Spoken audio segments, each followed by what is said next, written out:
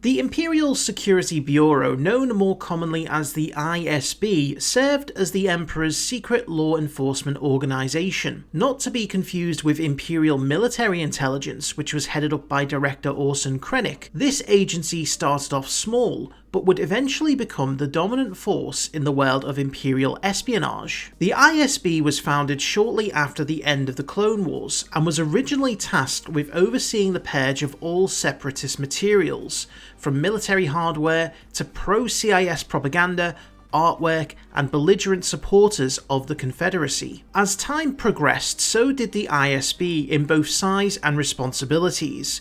By the time of 5 BBY, Director Colonel Wolf Yularen was installed as the head of the organisation, which now had several divisions dedicated to all aspects of Imperial security. The Enforcement and Internal Affairs Group dealt with cases of sedition and would root out traitors to the Empire. Enforcement would support ISB agents in the field and was specifically trained for combat scenarios.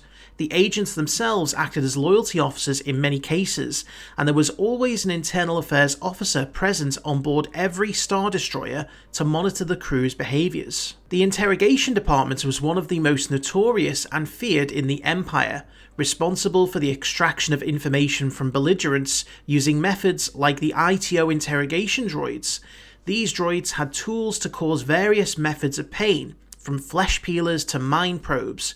Another revolutionary technique came from Dr. Gorst, who would play Dizonite death screams to cripple the psyche of his victims. The largest of the departments was surveillance and investigations, the former being responsible for monitoring the Imperial population, analysing data, and assisting the investigations department, whose ISB supervisors were tasked with overseeing their own individual sectors. These supervisors would issue their reports at the ISB Central Office on Coruscant and had direct control of their own intelligence assets, which could include military and naval resources. These various departments came together to create an efficient and feared intelligence agency that had a brutal reputation across the Empire.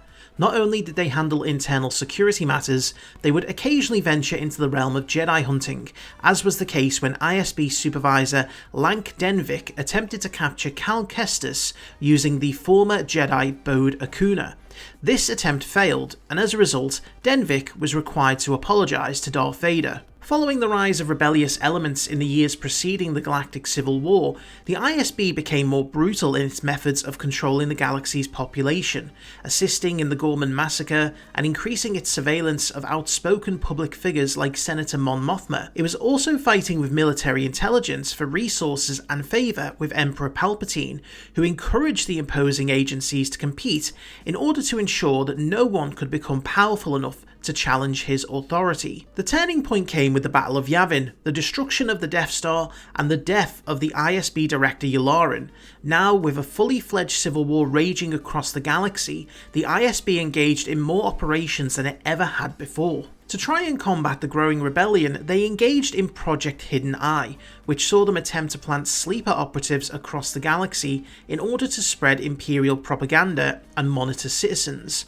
This was thwarted by Luke Skywalker shortly before the Battle of Hoth. The longer the war went on, the more the ISB began to decline, partly due to the blame of the Death Star's destruction being placed on Colonel Yularen, which saw the ISB being supplanted by military intelligence, and there being a shift towards more direct military force over espionage. This didn't stop the Bureau from attempting to retain its standing with the Emperor. Yularen's replacement, Director Slero Barsha, had created a fake crime syndicate under the name of Zerek Besh to try and undermine the Rebel Alliance.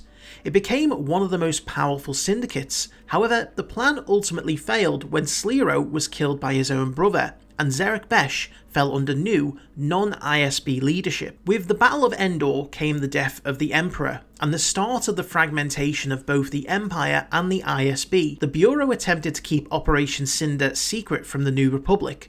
However, the plans were discovered at one of their black sites, and the operation was stalled. With the ISB growing more desperate, it took its operations to a brutal new level.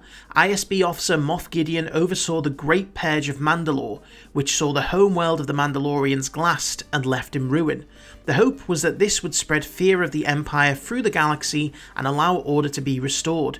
However, all this achieved was allowing the Empire to collect large amounts of Beskar from the planet. In the final months of the Galactic Civil War, the ISB had been mostly reduced to handling the security of Coruscant, under the command of Grand Vizier Mas Ameda, but this was a difficult task as the Imperial Navy refused to provide ships to defend the planet, which itself was in the middle of a revolution between ISB loyal forces and New Republic resistance movements. Following the final battle at Jakku and the Imperial surrender, the ISB found itself decimated. The majority of its leadership was dead or captured, its resources dwindled, and the once feared reputation it held was in tatters. The ISB eventually crumbled, with some agents following the remaining Imperial Navy into the unknown regions, and eventually aligning with the First Order. Other ISB officials led parts of the Imperial remnants, but would never again regain their former power. The ISB had proven to be an effective and brutal tool for the Emperor, but internal politics, an excess of ambition, and the underestimation of the rebellion left them nothing more than a stark reminder of the cruel and brutal nature of the Imperial regime.